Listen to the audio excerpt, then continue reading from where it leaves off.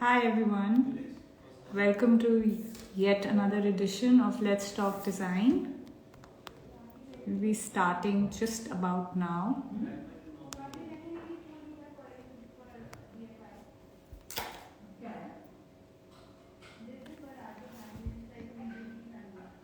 Hi, thank you all for joining in. We'll be speaking to Vishal Kakria of Line and Space, and I'm just waiting for him to join in. Today's topic of discussion is using stone as an element of art and design. And we have with us Vishal Kakria of Line and Space. Thank you all. The series is called Let's Talk Design.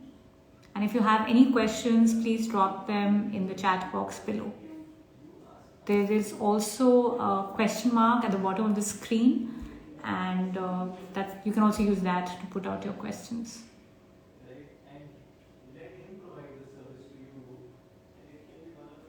Thank you. I am just waiting for our guest.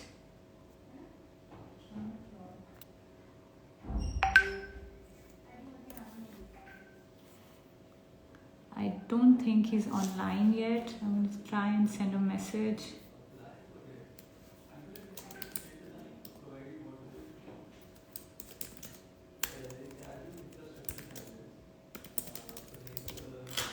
Okay, yes, there we are.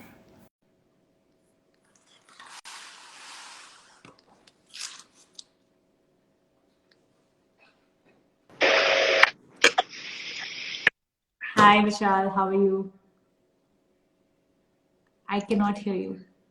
Hi, how are you? Good, good, good. Thank you for joining us. Can you hear me well? No, you're not audible. It's coming and going. Is this better? No, you're not audible. I can lip read. No, I cannot hear you at all.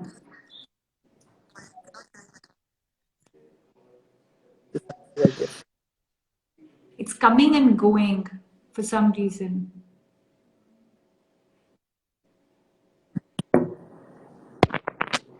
Yeah, that's better.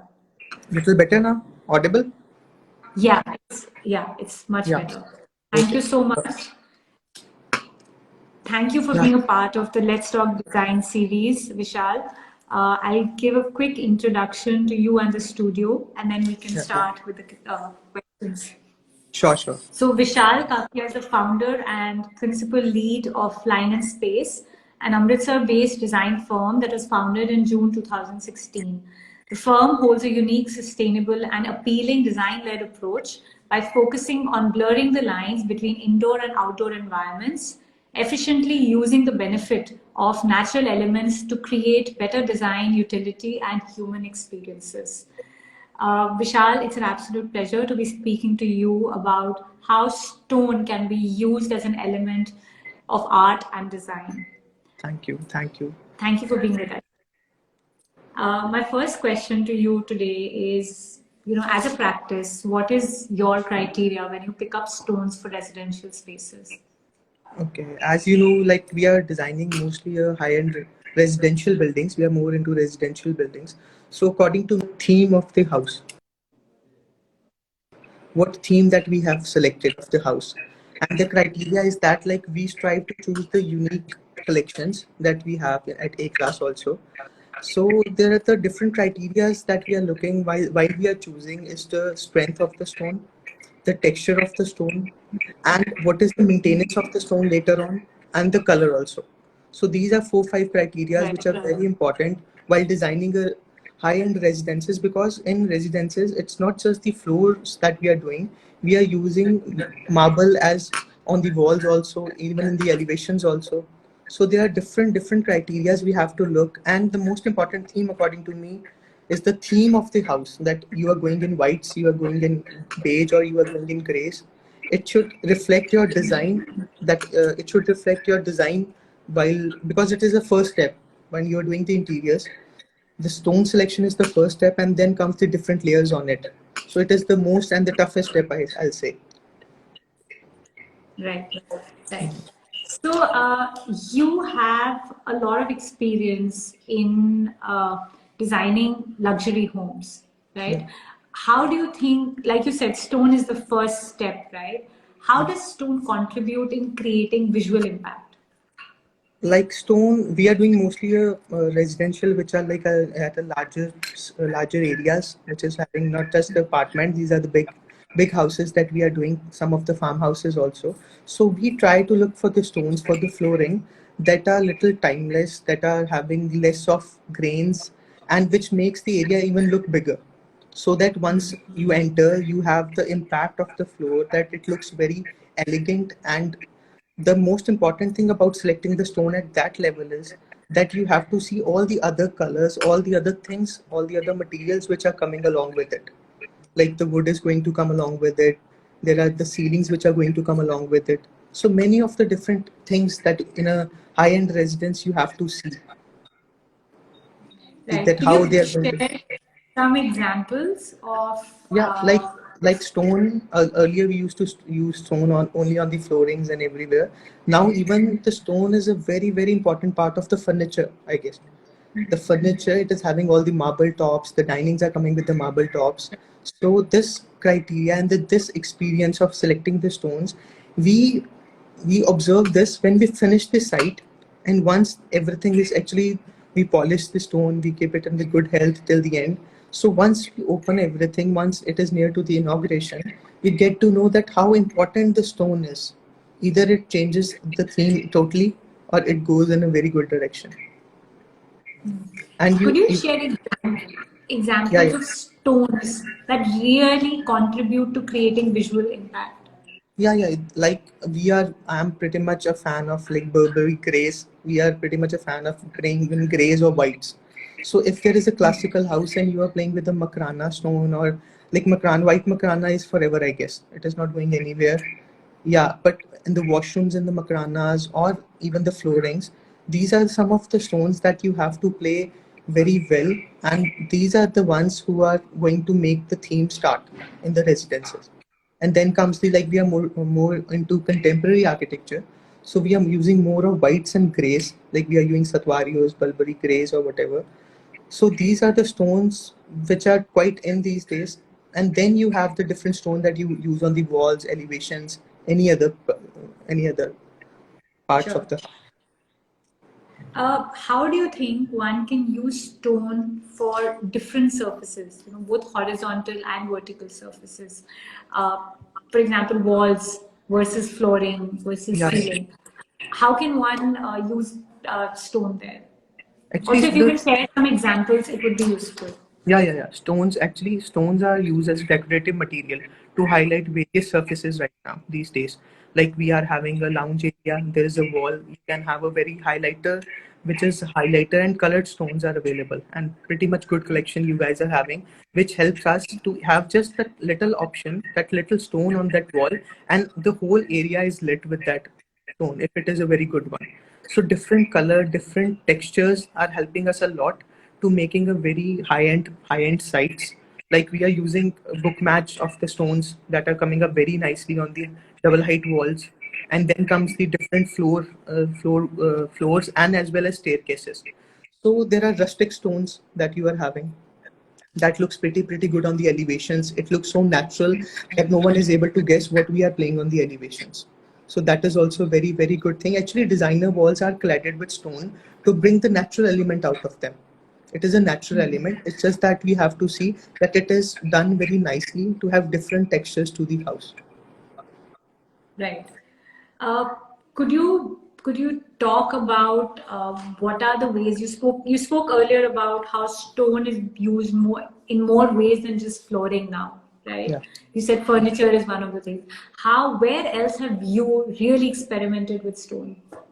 I have really loved the stone working in our washrooms. That is one of my favorite areas while designing. We have seen the washroom that we have created with stone as compared to tile. First of all, we have to look little bit according to client's budget also. But if the budget allows, there is a lot of difference between a washroom which is made in stone and which is the washroom which is made. I think the stone washrooms are timeless. They looks pretty much good even after years. Even just as that, you have to do little maintenance because it is a luxury stuff. You have to do little maintenance of the thing. People many times say that there are some scratches, but we have the solution to that. Once we use tile, there are no solutions to the scratches and everything. The other what recently we are using and we are loving the thing is that using the stone on the elevations, that is giving a seamless effect because of the contemporary houses. There are 100 feet of the elevation and we are using them. There is no joint, there are only the textures and the grains going, and it is looking perfectly really good as compared to of tiles. There were joints earlier, and now the stone has come up and it is looking pretty good. It has added one element, more element to our design now. When you say maintenance of stone is needed, could you share a few tips for our audience as to what Yeah, sort of actually, the stone? thing is that we buy anything, like we tell clients that once we buy a car, there is a service center there. You get the service done. But what happens is when we apply stone, client don't want to get it maintained. But the maintenance is needed. After 2 3 years, you need to get it buffed. You need to get, if you need to have the similar look as we have applied earlier. So there is little maintenance that you have to do it, but that Yeah, is totally worth it because once you get it done, it is like the new house again. People yeah. get the walls painted again, but once it comes to marble, they say it is not good. Yeah. So this is, and the application of the marble is very important. Most of the good companies like A class is selling a marble. That marble is very good, but people mostly don't know how to apply it.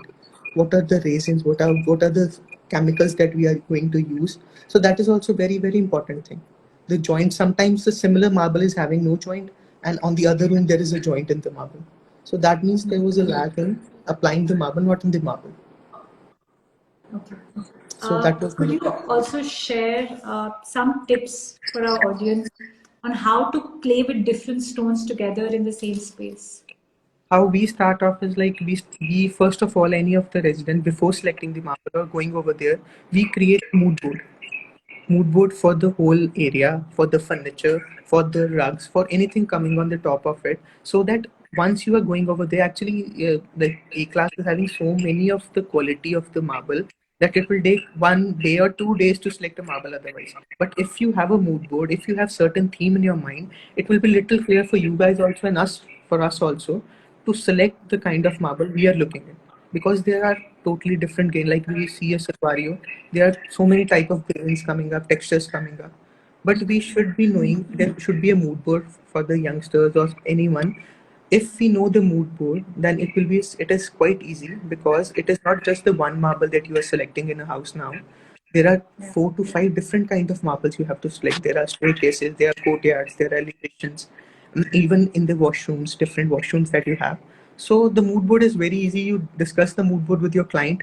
If he's fine with that, it makes your selection very easy. You have time to select each and everything. There's no haphazard like selection. So Right. I guess the theme, the mood board, it should be done earlier before going over there. And if you like any of the good stone, unique stone, you can play it as a on the walls or on the tables or anywhere you want. So that's Could you share an example of where you use two different contrasting stones together? like we were using grays, like we use light grays mostly on the floors, and we have this like I'm a pretty much fan of a dark color Italian marbles, but obviously they are little difficult to maintain. So we use it on the some walls which are connected to that walls. Like we use the grays on the bottom, and then on the walls we use the darker stones, and even sometimes we use darker like Italians on the, like we get it the finish hound effect or the rough effect, and then we use it in the powder rooms also. We love the dark powder rooms, and they come up very nicely when you enter that area. It is like you are confined to that area. You get to know that it is designed properly. It is not just the Italian, it is the designing as well as Italian, both play to it. So that is very important thing. Actually, it has Right. versatile, it's being a versatile material now, the marble or the, it is having different uses now. Yeah. So, my last question to you before I take questions from the audience, right, is, a lot of times a bright wall. right, can be the most artistic element in a space, right? You are an artist yourself. How do you think one can use stone to add or, a touch of art to any space? Yeah, actually, art and architecture both they are very closely related. We believe that creating a masterpieces, like in the masterpieces of an art in a building, it is in the form of architecture building. Like we create masterpieces of art, and then it is a form of architecture building is a one thing. Whenever we use stone, with natural stone on some wall, it has some effect when someone look at it and someone enters, but you have to make sure if you're using a very good Italian marble or stone or something on the wall, the rest of the wall should be very subtle. So that is the focus point, that is your focus area where you are playing around. It should not be surrounded with too many of elements. Stone being a very highly decorative material, it needs its own space if you're designing it well. So it should be kept little subtle around it so that the impact of the stone is preserved over there. Right. I have two questions from the audience, which I'm going to Right. take up before I have one last thing for you. Uh, can you, again, somebody has asked if you can elaborate a little bit more on maintenance, Yeah. and if you can also talk about what is the solution of scratches on stone. Maintenance is again that thing that like we are applying it. First of all, whenever you are applying your like Italian or whatever on the floor, make sure that you have the best of the chemicals.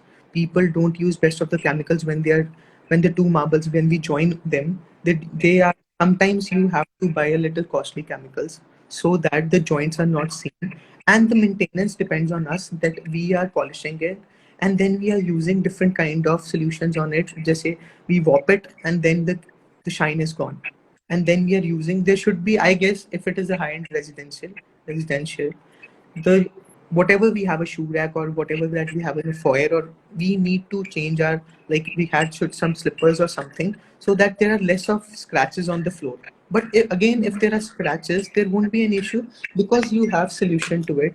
You can get it buffed again, you can get it polished again, and it will be like you have installed it just now. But that is not in the case of tile. Once there is a scratches, then you are not going back anywhere in the tile system. So maintenance is something you have to look at it once applied. Right. Okay. Thank you. One more question has come up. What is an economical Indian marble that is great for tabletops? Indian marble, we are usually using now Italian marbles because of its aesthetics and elegance. But I'm not sure about the furniture like part of Indian marble. But we are using many of the darker marbles like for the Italian, for the dining tops, and for the even in the side tables, in the next of the tables everywhere. And it is quite common these days, not an issue. Are they? Could you share some economical examples? That's what somebody has Economical asked. time. I guess like if you are using it in furniture, the amount that you are using on the furniture is very less. Like you are using a dining table, it's just 8 by 4 for 8 seat. So Yeah. it's just 32 or 40 square feet. So it's always economical. As you are using it on the flooring, it is sometimes 5,000 square feet. So dinings, it should first of all it comes to the elegance, the hardness, and each and everything, and then we have to see that it is economical if we are using it in furniture, no doubt, because Right. small pieces are required, not much of it is required. Yeah, of course. This is the main. And one more question has come up. Which is your most used marble for tables within a limited budget? We use more of like black, not the it won't be budgeted again. It won't be budgeted, but we use more of Saint Laurent on the top. We really love the black and the gold touch in that, and we always select the Saint Laurent which is having less of the golden part. So that is totally black and just 1 or 2 grains of that gold. I feel that is something very, very unique and very nice, and it comes up very nice like cutlery and each and everything on the dining table with that, and hanging chandelier. It looks pretty amazing. Okay. Vishal, I'm really excited. Actually, there are lots of questions, but we have limited time. I'm Yeah. going to take the last one. I really mean it this time. I'll Yeah. take the last one. Which stone would you use on a column to give it a unique look? Unique look. I'll use Pocace. There is a one stone that is Pocace, and but I'll be using it for more of a hound effect. I'm loving that stone. I have used recently in one of my sites. So the colors, the black and the red, which is mixing, and the green, I think that is something natural and created by God. It is beautiful. Okay. Yeah, Great. back to Thank you. you so much, Vishal. Thank you. This was really, really useful. If you had to say, give me two things. One stone that reflects your personality. If you had to That pick a stone that is red. it's Burberry Sorry? gray. It's Burberry gray, elegant and subtle. Okay, great. And one last, so we're following the hashtag Let's Talk Design. That's Yeah, the yeah. series. It's called Let's Talk Design. If you Mhm. had to say one thing about stone when it comes to Let's Talk Design, what would that be?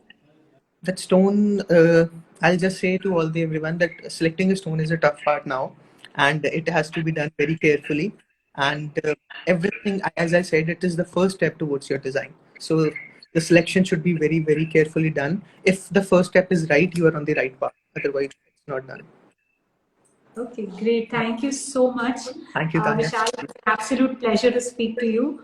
Good Same luck here. for all your projects, and we'll Thank see you soon. Sorry, one you. last thing I forgot. Please, please. As a thank you gesture for being a part of the A-Class journey, A-Class is celebrating 50 years this year in the industry. They'll be planting a tree on your behalf, and they'll be sharing the Thank, certificate with you. I'm pretty So much a thank you so much for being a part of the A-Class journey. Thank you so thank you, much. thank you, thank you. Thanks a lot. Bye.